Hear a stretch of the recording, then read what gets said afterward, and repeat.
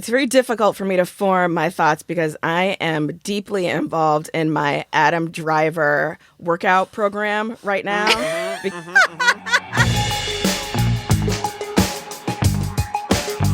Welcome to Feminist Frequency Radio. This is episode number 6. I am your host, Anita Sarkeesian, and I'm joined by Ebony Astor. Hey, people. And Carolyn Pettit. Hello, hello. This is the show that asks you to be critical of the media you love, or alternatively, we're the feminist killjoys coming for your media, depending on your perspective.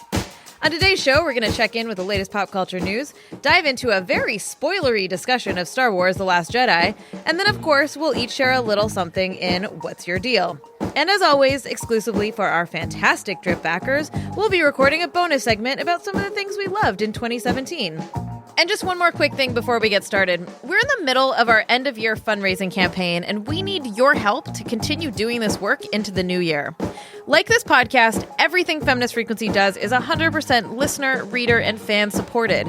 If you listen to our podcast, if you love our videos and our written pieces, please help us keep doing this work and help us keep it free for everyone.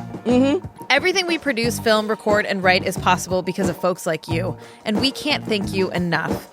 We have just 10 days before 2018, which means that there are only 10 days left for you to contribute. $100, $50, $25, whatever you're comfortable with. Anything you can donate will make a huge difference. Please visit feministfrequency.com/donate and pitch in now. All right, Let's start the show. Woohoo! Hey, what's up, everybody? What's up, Anita? It was Star Wars week. It sure was. Yeah. We saw a Star War. We did go see a Star Wars. We're going to talk about a war in the stars. We sure are. There was a really funny message that came into us recently that was about how you go to war with in the stars and it's for men. So why would women be involved in the war of stars or some shit? It was bonkers. That was fun. That was really fun. Yeah. I mean, I don't want to talk. We're gonna talk about Star Wars a bit later. I know. I'm just excited. Anita can't wait to talk about a Star War. I mean, yeah. Yeah. All right. Well, let's check in with some pop culture news, and then we'll dive into that. Okay. So, this is sort of, I feel like tangentially, it's not clearly entertainment, but it relates to how we may all get a great deal of our entertainment. So last Thursday, in a playful 3-2 vote, the FCC lightheartedly voted to rescind the Obama-era regulations protecting net neutrality. So the FCC chairman, Ajit Pai, I just want to share a quote with you that just illustrates, I think, how little he out of touch, respect, Machiavellian, brutal. Yeah, well, how little elitist. All of that is true, but how little he respects like the intelligence of the American people he's ostensibly in that role to serve. He went on Fox and Friends, the morning after the vote had passed, and this is something he actually said about people who had been opposed to the rescinding of net neutrality. He said, "Those who have said the internet as we know it is about to end have been proven wrong starting this morning, as people send emails, check on their Twitter accounts, post on Facebook, and the like." Yeah, like we all thought we were going to wake up on Friday morning and like not be able to fucking check our Twitter accounts. Stupid. Right. That's not what net neutrality, none of us think that's what net neutrality. Well, except for the people that are buying into their fear mongering, which is hilarious because, if you listen to the testimonies, they were blaming so we are very much for net neutrality. They were blaming us for being fear mongers when, like, they're trying to do that same nonsense. Like, it's so stupid. And listening, this one dude on the committee was like, cat videos, like, you don't need cat videos. Using the internet for self-driving cars is more important. And I'm like, oh my God, you are so tone deaf. Like, you don't understand at all what is happening here. And like, shout out, the two women on the committee were the ones who had the most incredible, intelligent, smart statements and were the ones that voted to keep net neutrality. Yeah, exactly. So, fuck men, basically. Yeah. Those speeches that the women gave, I think, were just so sharp and smart. Like, I really feel like they they're like legitimately great political speeches that I think will hopefully be important in the future when people look back on this debate. When the internet is completely obliterated. Yeah, right. I mean, I think history will be very unkind to this decision, and that people will in the future recognize how incredibly corrupt and like corporate, serving this decision was, and recognize. I don't think history will be unkind, Caro, because history is going to be completely rewritten by Big Brother.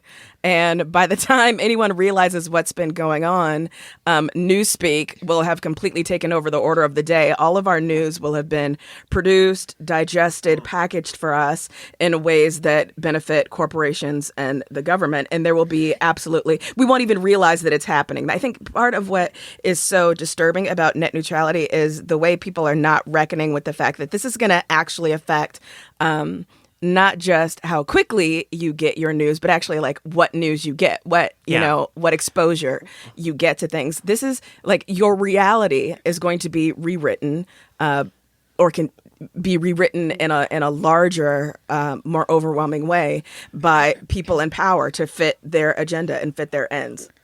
Well, Ebony, but I do think that down in the sewers where the resistance will be happening, and Rebel Dennis scum. Leary, Rebel scum. And Dennis Leary will be there leading the resistance against the oppressive I don't media. want no part of that resistance. That's that was in Demolition Man. He was like, anyway, yes, but I do think that I think something that's important to understand here too is that this isn't something that's going to happen overnight. Right. So if it does get passed through Congress, which we still have one more layer of legal stuff to go through, like a vote, another understand that the way that this change happens is very slow and minor. And so, like, if Comcast comes in and says, okay, we're tearing up the internet, you got to pay extra for, access to Netflix and this and that or whatever, either to the consumers or to the providers, however that would work out, they're going to do it so slowly that we're not going to be able to ramp up a lot of political, critical mass to fight it, right? In the same way that we would with a vote like this. Right. And so, I'm deeply concerned about how, the Fox Disney merger that very few people are freaking out about. This is super, super troubling. And if you look at the early 90s when the laws changed and allowed these sort of pseudo monopolies to be formed, the media completely transformed. It went from having hundreds of different news and media outlets to 5. Right, or something like that, and so now we're reducing that even more and even more. And if you actually look at people who study monopolies and study the media, they've been raising the flag for decades about how dangerous this is. And no wonder we have the media landscape that we have currently. Everyone's freaking out about fake news and social media, but we also need to talk about who owns our media and who's giving us this information and how few people own the media. Right, that we have access to. Yeah, it's very terrifying and a tremendous cause for concern. Moving into our other entertainment news story of the week. Matt Damon, everybody. Matt Damon was on Grown or whatever.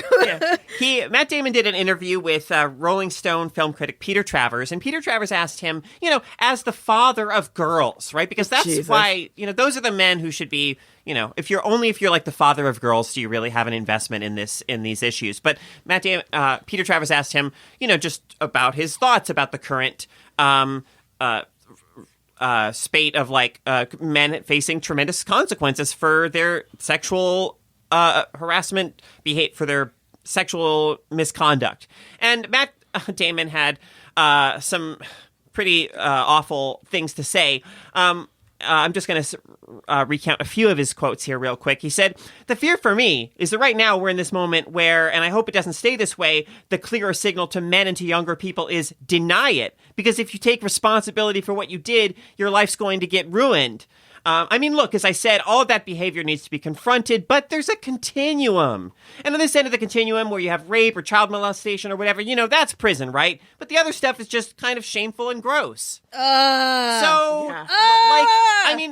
There's nothing more helpful to this conversation than the parsing out of assault intensity. Like, yeah. the Whoopi Goldberg rape, it's like, what's really important in this discussion is determining exactly how horrible is based upon proximity, length of time, touching your body in a non-consensual manner. Who the fuck are you as not the person harmed to determine whether harm, like the degree to which harm is done to you? Yeah. Right? Yes. And his concern for the consequences the men face, like that they're going to get ruined. Well, what about centering all the lives, the careers of women that have been ruined because of what's been done to them? Like those are the ruined lives we should be concerned with. And this is totally like bullshit boys club, like protecting your own garbage. And like, Matt Damon was babysat by Howard Zinn. I know. What happened to that? It's so man? disappointing. Come on. Yeah. Like,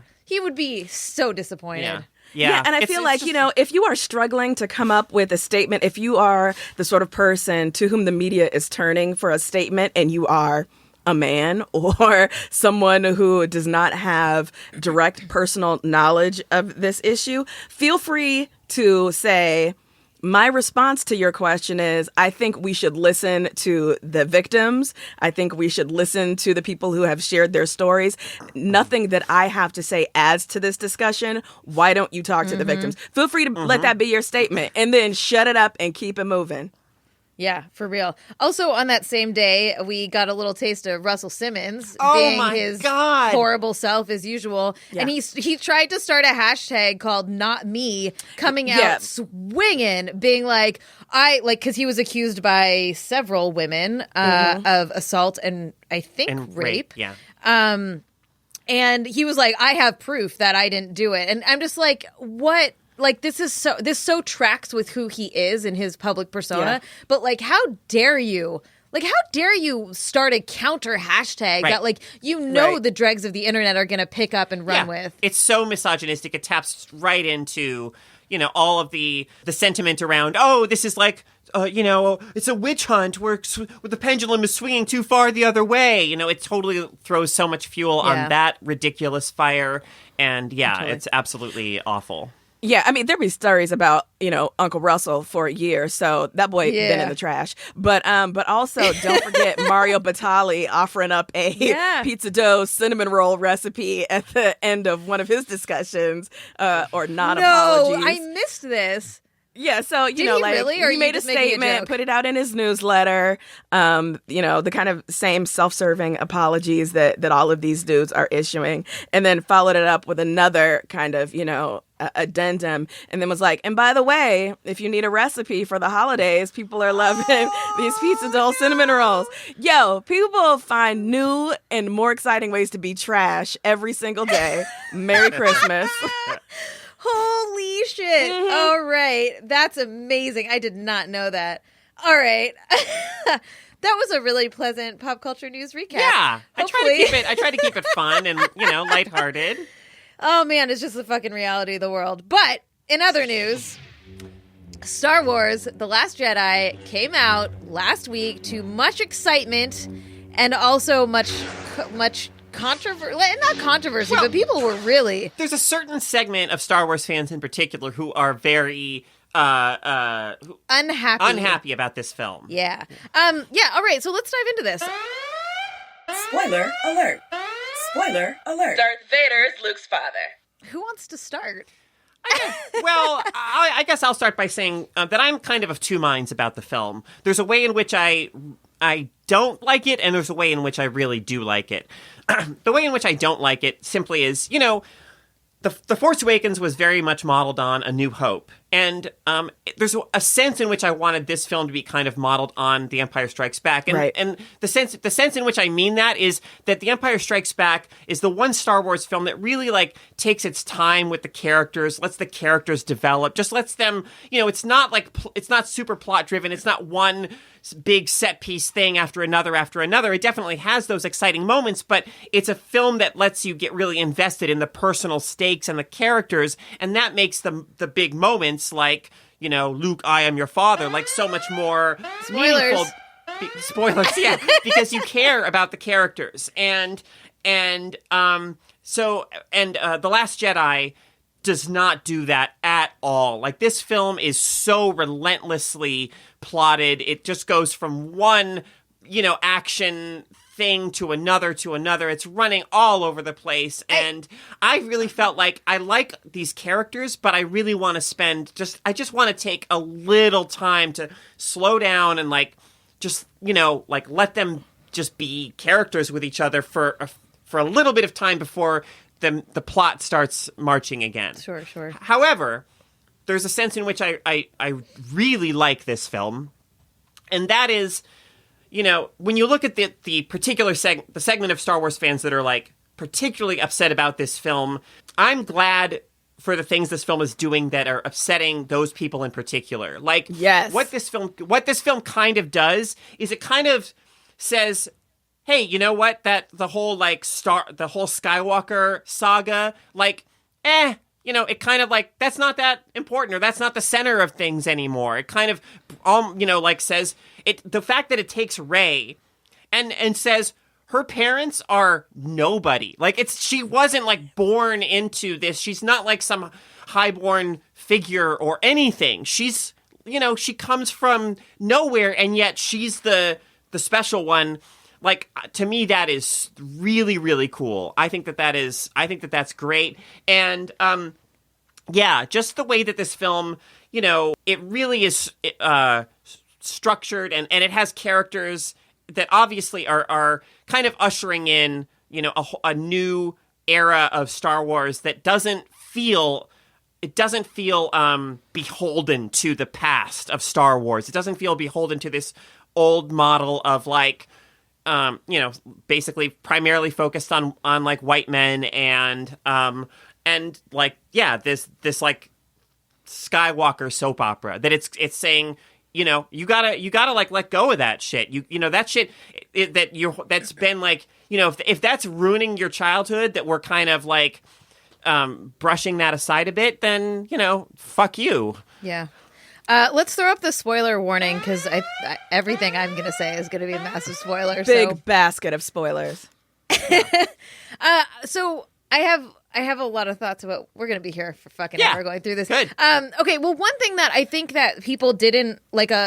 There are some people who really didn't like how contemporary the jokes were. Sure. And that was something I actually really liked. I enjoyed a lot of the humor in this film.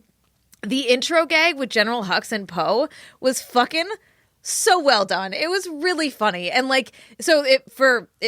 to remind people, it was the gag where Poe and kept being like, I can't hear you. Sorry, I can't hear you. And it was very much like the joke about being on a cell phone or whatever. And they just both acted it really well. And I liked it. And I think that either you liked it or you didn't like it. And that really divided the audience. Ebony's staring at me like she wants to say something. No, I was just saying that I wanted to start our podcast recording reenacting that moment with you, but I didn't think you'd be into it. So I would be so into it. Only if I get to be Poe, though. Of course, you get to be. You Poe. got to be Hux. All right, right? Cool. We'll do that for the late show. Okay, for the bonus. Awesome. Yeah, sure. A lot of people felt strongly about the animals one way or another. Everyone had really strong feelings, which I think is also a sign of of art. If you have people who feel strongly one way or another in both directions, that's kind of great. And I think that the creator should feel good about that. It means the film definitely takes chances. Yeah, it is not a safe Star Wars film. Yeah. Okay, so so when you're talking about it's breaking out of tradition a little bit, in some ways I 100% agree, and in other ways I disagree. Mm-hmm. So I liked about the first half-ish, the first 3/4-ish, and then as soon as they went to the battle on the salt planet, I was like, oh fuck, we got to sit through another goddamn battle. How long is this movie? Right? That was my line of this is too long. I really loved the Kylo and Rey psychic connection. I thought that the character development that they were starting to do with them in that regard, and watching them sort of bond, and this intensity of nobody else gets this, yes. Nobody else is here, nobody else understands this. Maybe we do need to see what this connection is, right? I loved that. And to me, what I've always wanted from Star Wars and have never gotten is a blurring between good and evil. Like, it's light or dark and that's it. And I was really hoping that in this, like in the beginning of the movie, when they started to do that blurring and the psychic connection stuff, I was like, oh my God, they might actually finally be making a Star Wars that I can get like actually down with.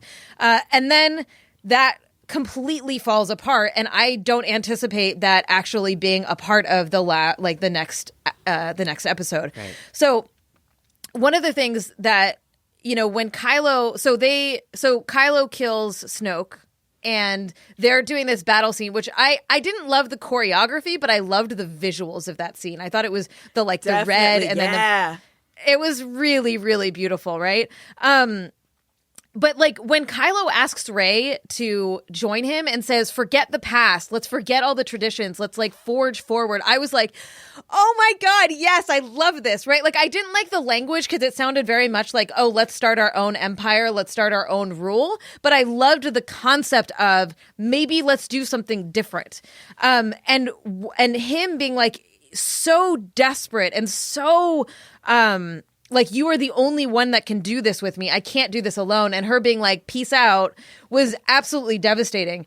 Now, the last thing I'll say about this point, or really quick before I let you jump in, is that I believe, so Kylo goes into a massive temper tantrum after that point. And I believe that is in line with his character and how that character would develop, right? That he just got burned and he's like saving face and he has infinite power and he's like going to take over even though he's very juvenile and very childlike.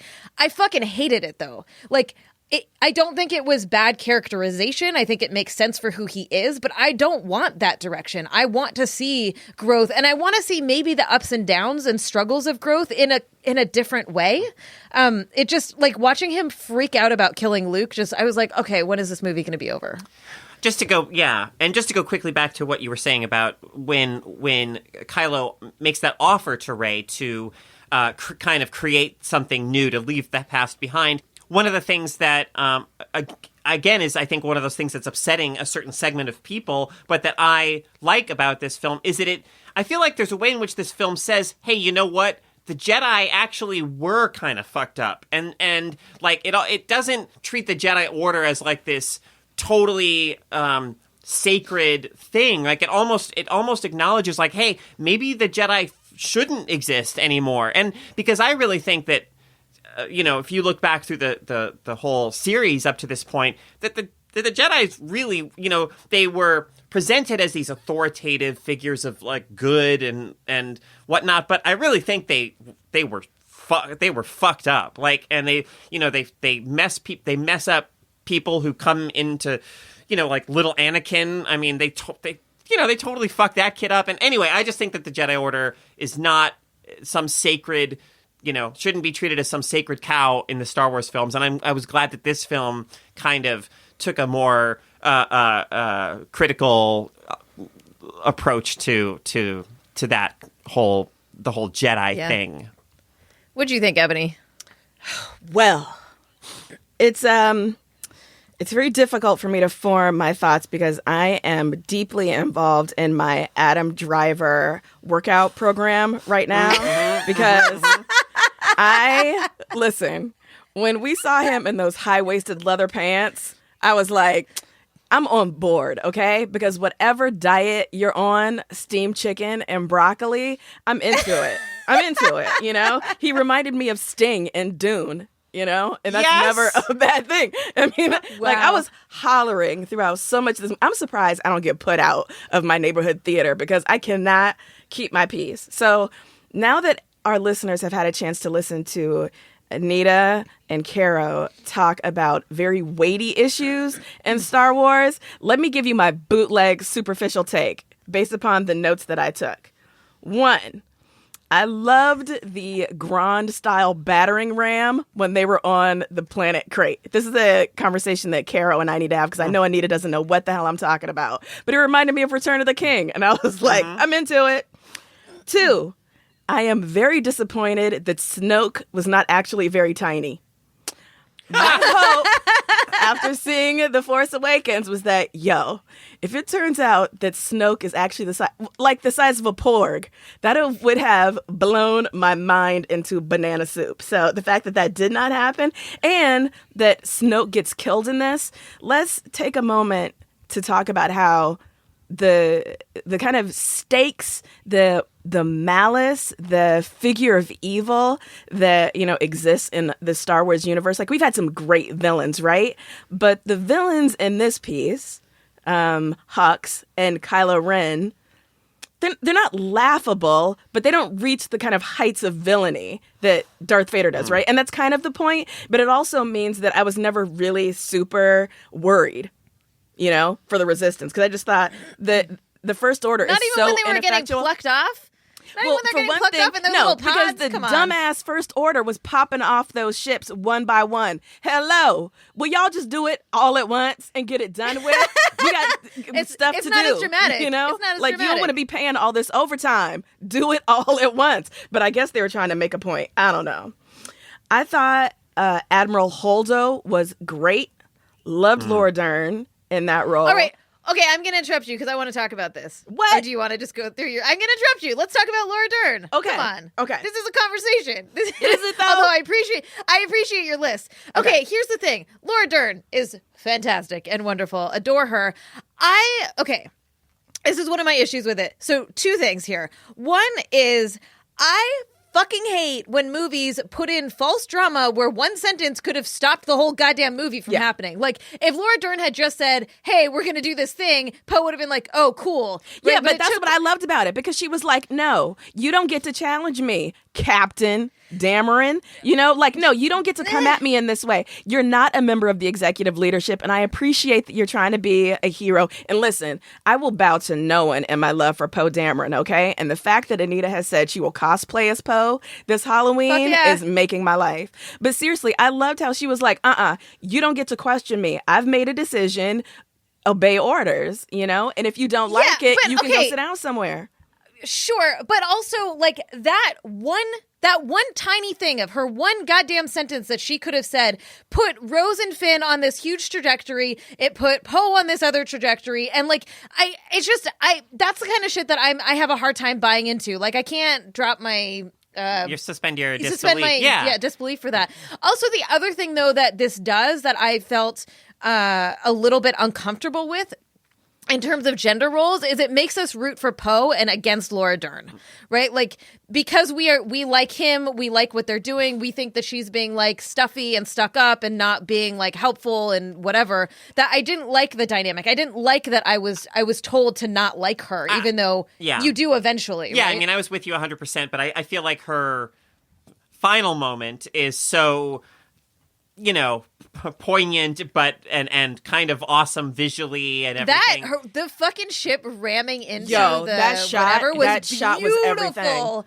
everything. It was so good. I feel like people come away from this movie really admiring that character, even if the film manipulates them, which I agree completely. Like, I was frustrated with that too. The film manipulates them into disliking her for a long stretch of it. All right, Ebony, back to your list. Yeah.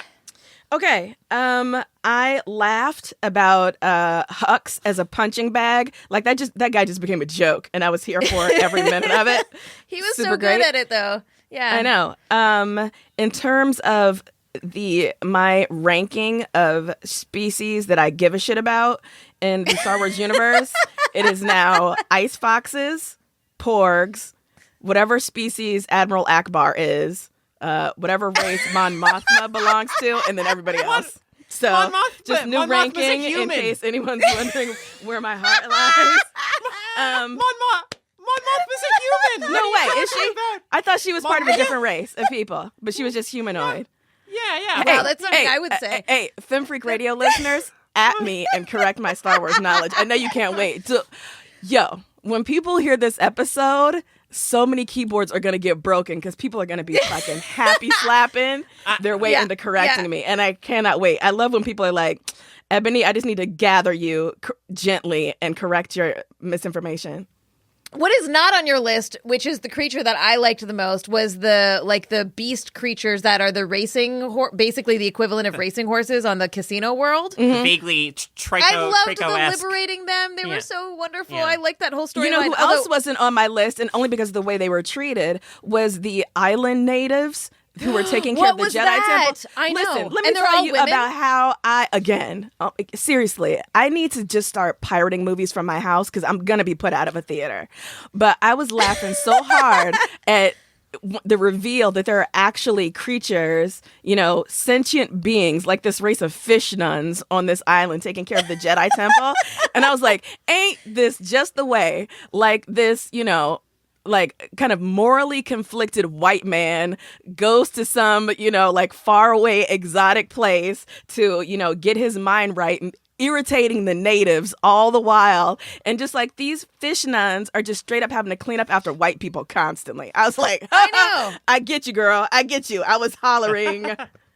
I know, that felt really weird. And that they were introduced like later on and then they became the joke, right? When Rey like figured out how to use the lightsaber, That's right. Yeah, it's like, wow, what's the word of the? Yes. And then she like breaks their fucking, like she gets in the way of their work with the rock. I felt really uncomfortable about how like oddly gendered that labor was. No, well, that's why it And was race, so funny to me because it just revealed so much about the roles that like it just seemed like the kind of creature that white male sci-fi creators would create, like this servant class, this servant race, right? Totally. So it was like a self-own. I just felt like these people were kind of telling on themselves. And also, it's an interesting choice. It's an interesting bad choice that they made.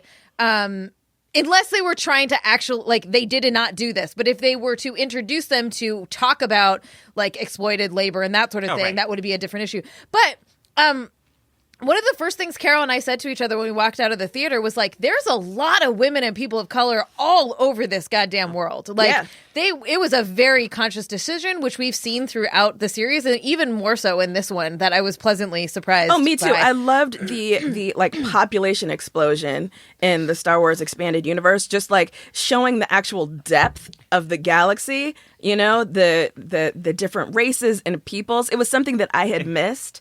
And because, space opera by its very nature is supposed to be, kind of large and expansive, right? And yet if you were to watch, like the original trilogy and even, the second trilogy that we've just, collectively decided doesn't exist, you would think like long ago in a galaxy far, far away, it still looks like, fucking suburban Denver, in terms of the number of white men who are there. How does this keep happening? So I appreciated that breath. Like, yeah, not everyone is going to look like, Han Solo, bless his heart. I mean, I really feel like there must have, between Return of the Jedi and The Force Awakens, some major, like, intersectional feminist movement, like, totally, totally made both sides, the Republic and the, First Order, reevaluate their whole thing and be like, oh my God, why don't we have any women in our leadership or in our ranks? Like, I'd watch that documentary. Yeah, exactly, about the feminist movement in the galaxy far, far away. Can we talk about Rose and Finn? Yeah. Okay, I fucking loved Rose. She is a delight. And the woman who plays her, whose name I'm forgetting, is also a delight. I think it's Kelly Tron. Did you see her on the red carpet talking about, like, turn down service in hotels? Man, that shit was funny. You should go watch that. She's adorable. She's adorable. I loved her. I did not love the resolution of her relationship with Finn. Yeah, so okay, I don't feel as strongly, but I feel like they didn't earn it. Like, I'm okay with them pairing Finn and Rose if they want to do that. Like, I don't have any strong feelings against that from happening. But I didn't feel like they did enough to earn that being a thing that happened. Like, they went on a fucking mission together and now they're in love. Well, that's kind of what part of what I was saying earlier is I felt like in a lot of ways these characters didn't get the develop, just the little moments here and there to just interact with each other in ways that develop their relationship and aren't all about just moving the plot forward. I really wanted more of that. And I really do feel like a lot of people are saying that the Luke we get in this film is so different from the Luke we've seen in the past. And, like, it's been, like, 34 years. He's been through a lot. Like, I can accept that he's, become this kind of crotchety old guy. But I do feel like his character was kind of handled in this kind of cliche way, like how he has that line, amazing, everything you've just said is wrong, and then it's like the film calls back to this very uncharacteristic Luke line later, it becomes like a little catchphrase of his that just seems so kind of forced and formulaic in terms of writing to me. I didn't like that, and I just wish they handled Luke a little bit differently. I agree. I didn't like I liked what they were trying to do with it, I guess, but I didn't really like how it happened. Yeah. I am going back to the Rose Finn thing. Right. It seemed like there was a definite and deliberate attempt to pull Finn and Poe away from each other. We had this great relationship between them in The Force Awakens, right? Like this relationship that kind of, became so outsized in the fans' imagination that it took on, a life of its own, right? And so the fact that we didn't get a lot of Poe Finn bonding time, regardless of whether you ship them as a romantic unit, the fact that we didn't get to see them hanging out together, I was disappointed in that. And so we have them pulled away from each other and we don't have their energy bouncing off each other. And it seemed like I said, like a deliberate attempt to, say, okay, fans, you've had your moment, shipping Poe and Finn together, but really we're going to make sure that Finn is seen as romantic interest available for a woman, not a dude. And there's that kind of moment between then Poe and Rey towards the end of the movie. And I'm so tired of this. One of the things that I loved about The Force Awakens is that you had this mixed gender cast kicking ass around the galaxy, right? And romance was not a part of it. It is in fact possible for people to be great friends, to be colleagues, to be space cowboys together and not be fucking each other. But this movie seems to suggest nope, there's always going to be that undercurrent of sexual tension, someone is always going to be 2 inches away from kissing someone. And I was not into it, So regardless of whether Rose and Finn ever turn into become a couple, I was just that not everybody needs to be paired off. Yeah, totally. And it also has to be hetero, right? Which is the thing that's frustrating about that as well. And there was something really touching about when Finn wakes up and he's like, "Where's Rey? Where's Rey? I gotta find Rey." And you're like, it's not romantic. It's that they really are connected and bonded, and they care so much about each other. Yeah, and that, I liked that part of it at least. Me too. Okay. Yeah. Go ahead. No, I was just going to go back to my notes, but you probably have something better to talk about. Well, is the Codemaster in your notes? Because that's where I was going to go. I have that in my notes, but that's not where I was going to go, so you go first. All right. Well, no. So we'll start, you continue, and once you get to the Codemaster, I'll jump in. Okay. Next bullet point on my list. We know Maz Kanata is, management. She owns that bar, right? But is she management when they call up her hollow and she's shooting that gun and she's like, it's a union dispute, I was like, oh, Maz, you can't be not on the side of the workers. I was a little bit worried. So that's a question. If people can at me can again, we have at Ebony Asler, can we have more Maz, please? Yes, can we have more than just a fucking hologram call? Thank you. Yeah. There was just, oh my gosh, the yearbook for this movie, so many daggone characters. Really leaning into the kind of Rogue One situation where there's, 170 people that you need to keep track of in the 5 different movies mashed into one that The Last Jedi represents. And by the way, I loved this movie. I know it seems like I'm doing a lot of crab caking and trash talking, but I loved it from minute 1 to minute 233. Absolutely. So when Carolyn, when we were in the theater, I was like, I don't know what to say. I really I was so sucked into it that I had I had no critical thoughts walking out of the theater. I couldn't do it. And it took the next day having a conversation with a friend to really crack open all of that, because it is a film that you get lost in. And and that was what was such a pleasure for me and why I was so surprised with The Force Awakens, that the same thing happened. And I was like, wow, I'm enjoying Star Wars. When did that happen? Right. So I think that we are definitely coming at it with the be critical of the media you love perspective of this. Right. Yeah. And then my last bullet point for now, because I do have an extended riff on Adam Driver again looking like Julia Sugarbaker, which is a reference approximately 0.1% of our listening audience is going to get. But tell me he didn't look like a young Julia Sugarbaker in that tunic and belt. Okay. I was dying. For the audience, I'm just going to say that I don't understand like 99% of Ebony's references on a daily basis. So if you don't, it's totally okay. Listen, I keep the pain inside, but I do wonder sometimes, if I'm just singing into the wind. So anyways, Adam Driver as Julia Sugarbaker, lean into it.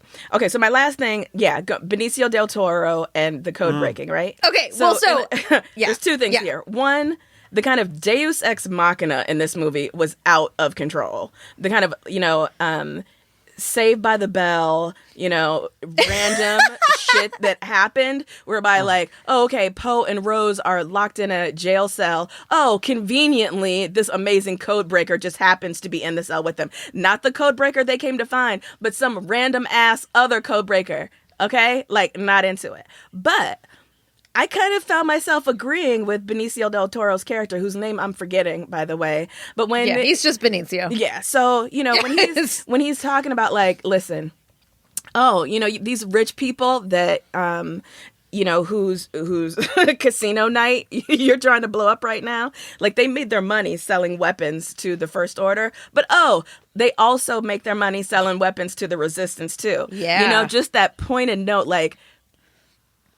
remember the differences here, pay very much attention because it can, you can turn in a minute into that thing that you hate and are fighting against. I thought that was really compelling.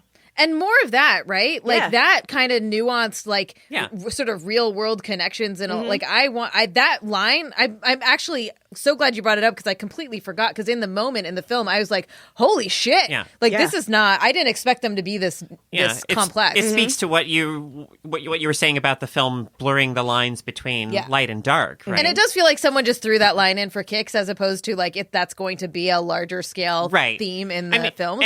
And also, obviously, in the end, we're really supposed to kind of despise this character. And so maybe, which kind of casts the things he says in a negative light as well, Well, so, okay, my thing here, which is not profound in any way, I love Benicio as much as everybody else, right? He's a great actor.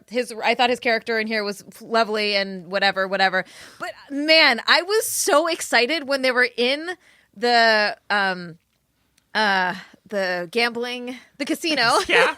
When they were in the casino and it was Justin Theroux that was the Codemaster. And I was like, nobody told me he was in this movie. I'm so excited. I fucking love him so much. And then he's there for 2 seconds with no line and then that's it. And then we get Benicio and I was like, oh, no. I know, and I thought it was going to be an elaborate fake out, right? They're looking for the guy with the red, flower on his lapel, right? So we see it's Justin Theroux, and yet, I lost my mind, and I thought, so is it going to be that he's going to turn out to be a con artist and not able to actually, break the codes the way they think they are, or that Benicio del Toro's character is going to turn out to be the real code breaker, and he's got a battered kind of, red flower hidden under his lapel or something. So I kept waiting for Justin Theroux to come back, and he just didn't. I know. Man, I'm so sad. He better be in the fucking next one, is what I'm saying, or else I'm going to throw a hissy Girl, they ain't fit. got the time.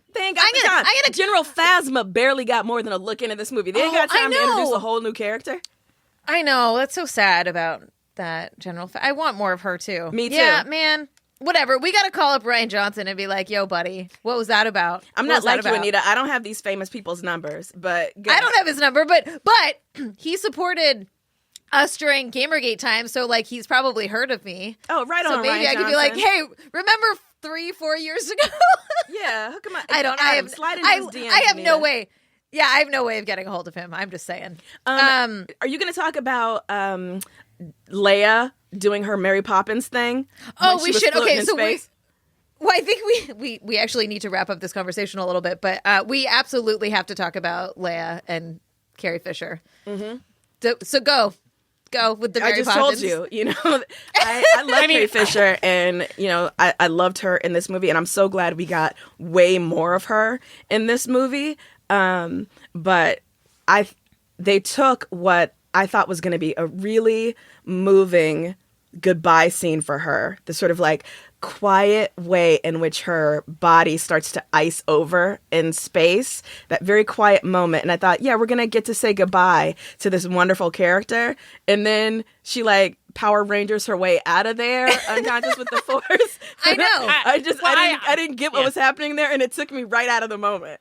I like that they make it clear that Leia is way more powerful with the Force than we ever had any reason to suspect before, right? Like, it was always all about Luke. Luke was the, and he had this sister, but whatever. Like, here we see, she actually is tapped into that, and she really is very powerful in that regard. Yeah, so I was with you. I think everyone was like, oh, this is how they're going to send her off because we know that they didn't finish shooting everything with her. Right. And then she fucking Mary Poppins her way in, and I'm like, one, if it was literally anyone else or any other character other than Carrie Fisher and Princess Leia, I'd be like, this shit's dumb. But I was like, yes! It was such a pleasure to watch her do that, right? Even though it was the cheesiest shit. Well, I mean, I was so glad that, she didn't die in that moment, but it was just purely that visual, the way that it happened. But it was weird. And then I kept being like, okay, when's she going to die? Is this CGI? Is she real? What's happening? Did she record these lines? Like, the whole time I'm thinking, what the fuck? And so are we going to see her again?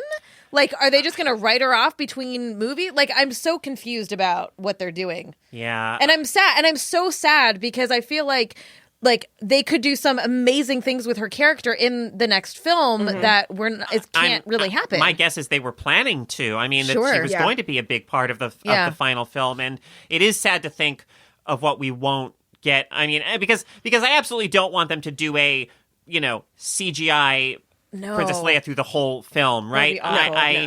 My guess is that they will somehow they will acknowledge her passing, and they'll write it. Maybe it'll be a kind of maybe she'll retire on some beautiful planet. Yeah, yeah.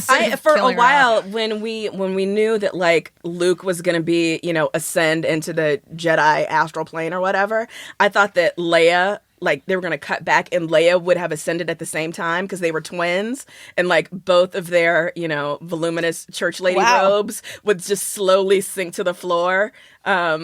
And it would be like a very happy Jim Henson moment, but no, that's not what happened. Unless they get Guy Henry, the same guy who did the CGI for Grand Moff Tarkin in The Force Awakens, unless he comes back to be Princess Leia, don't bring her back as CGI. And that's my Guy Henry shout out for the week. My only last thing to say is do not see this in 3D if you haven't seen it already. I thought the 3D was fucking awful, and I really hated it. Like, I want to go back and watch it again in 2D just to get that awfulness imprinted out of my brain. So that's a great way to end a Star Wars discussion. Anyways, I think we all super loved it, and we did. And I'm not as excited about the new one, like the next one, because some of the things that happened in this, but we'll be there. We will be watching it.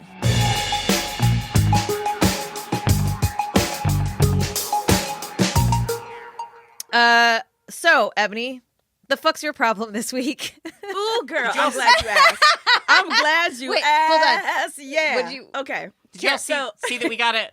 Sorry, Ebony, but before you get into whatever the fuck your problem is, did you all see that we got a tweet from somebody suggesting a few new names for the segment? I think I ignored it. No, I think we did see it. Didn't we talk about this? No, we definitely did. But anybody who doesn't agree with me, I tend to forget.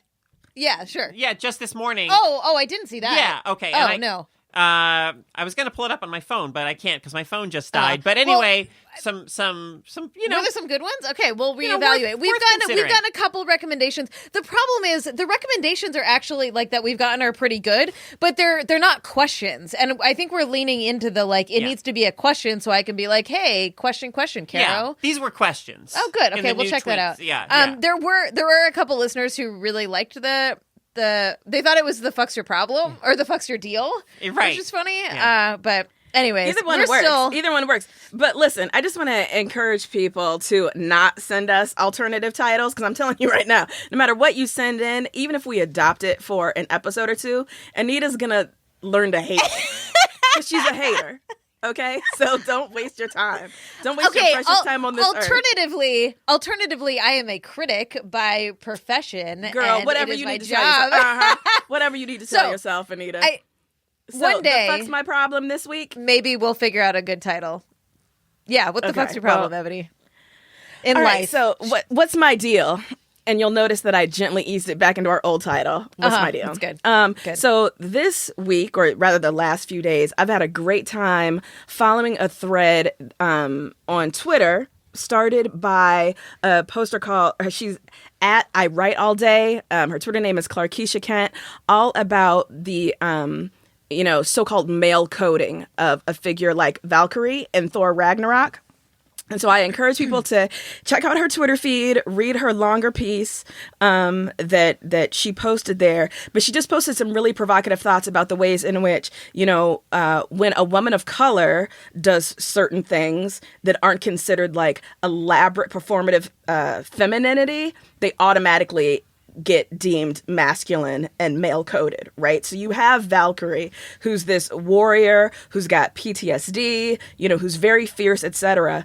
And so, Clarkeisha Kent is, taking to task critics who sort of uncritically say that they have a problem with a character like Valkyrie because she's, ostensibly male coded in quotation marks. And so she's encouraging people, demanding from people a more complicated reading of, Valkyrie and other female characters like her, particularly when it's women of color. There's absolutely a way in which you cannot divorce her race from her gender.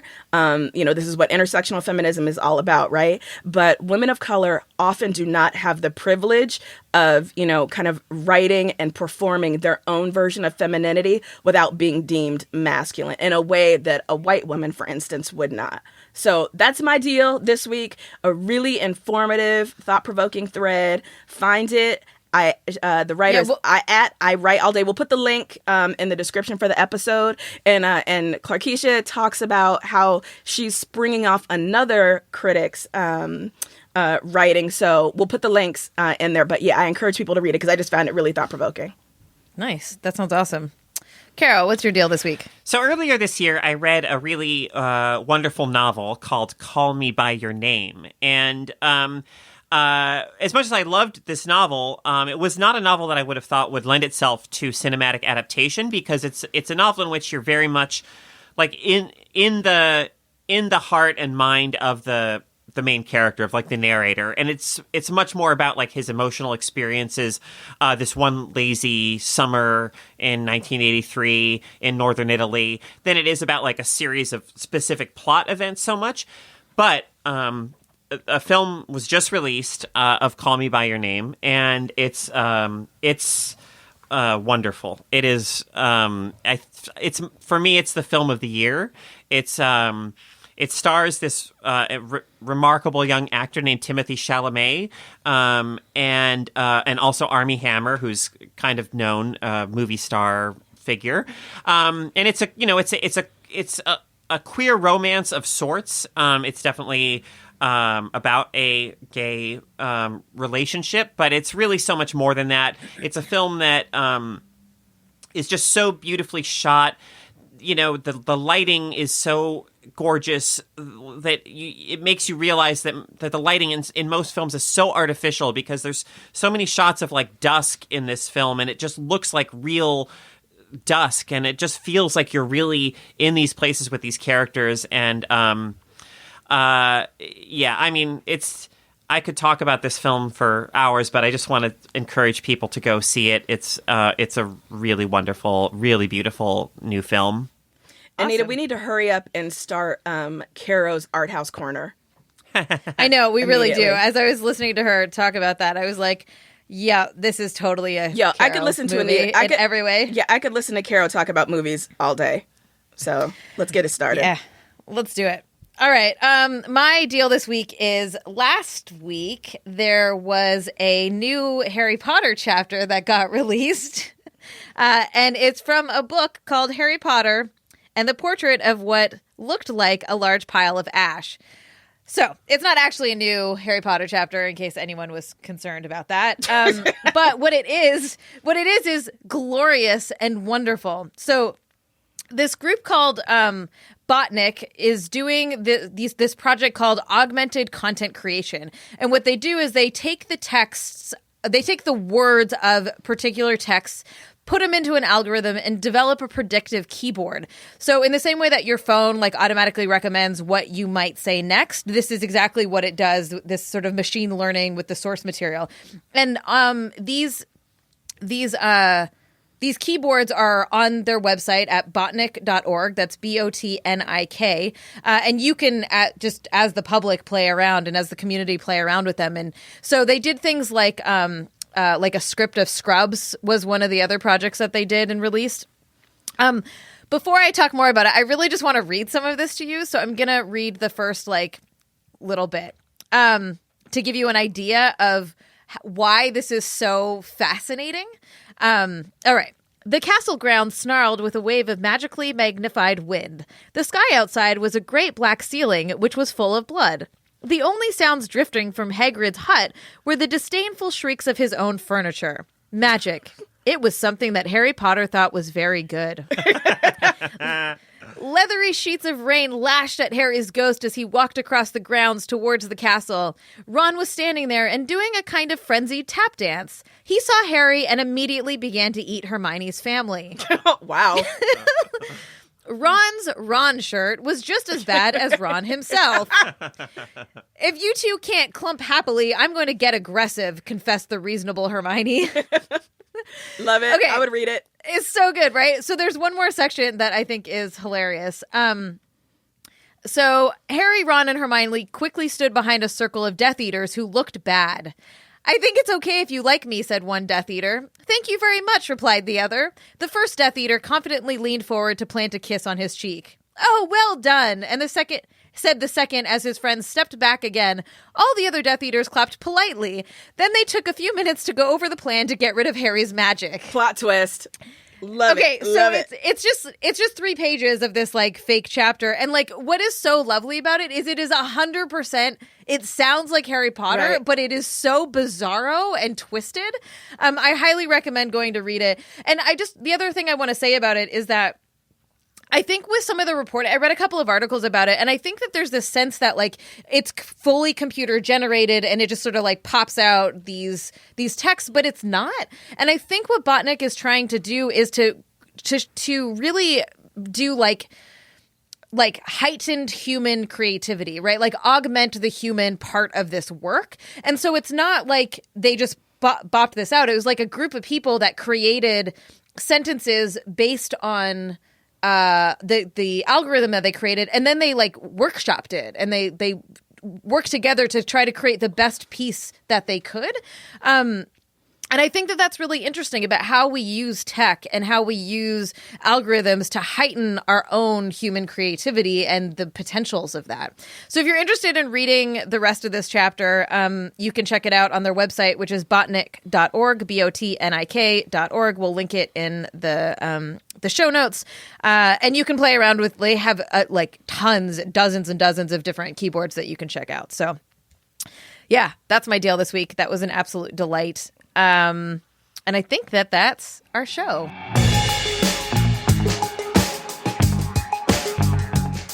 So that's our show. You can check us back here every... Whatever. Our producer always wants me to do a separate take. So that was my separate take. Ooh. Be happy. Call out. You can catch us back here every single Wednesday, except next Wednesday. We're taking a week off for Christmas. We hope you all have happy holidays, whatever it is that you celebrate or do. Once again, a huge thank you to our Drip backers. Drip is Kickstarter's brand new subscription-based crowdfunding platform. We are listener-supported, and every dollar you contribute goes directly to producing this podcast. By pitching in, you're joining the Feminist Frequency community, and we've got some great rewards. So check out d.rip/femfreak and join us. But more importantly, for us at this very moment is we are trying to raise $25,000 by the end of the year so that we can keep doing all of the work that we do. If you want to help us reach our end of year fundraising goal, anything you can contribute would help keep Feminist Frequency free and available to everyone. So just visit feministfrequency.com/donate. You can check out all of our work our other podcasts and everything at feministfrequency.com. And you can find each of us on Twitter. I am at Anita Sarkeesian. I'm at Carolyn Michelle. I am at General Huck's Breakdown. Is this like the highlight of my podcast every week to see what new handle Ebony comes up with? You can I like also to find channel her at my Ebony responses, Aster. so I have many different accounts. It's perfect. It's perfect. You can also find her at Ebony Aster and tell her about why her thoughts are wrong on Star Wars. Oh, please do. Please do. We We ain't got but 3 listeners, so I'm going to get 3 comments. Oh, That's Lord. really, really Here manageable. we go. All right, y'all. We won't see you next week, but we'll see you the week after. Bye. Bye.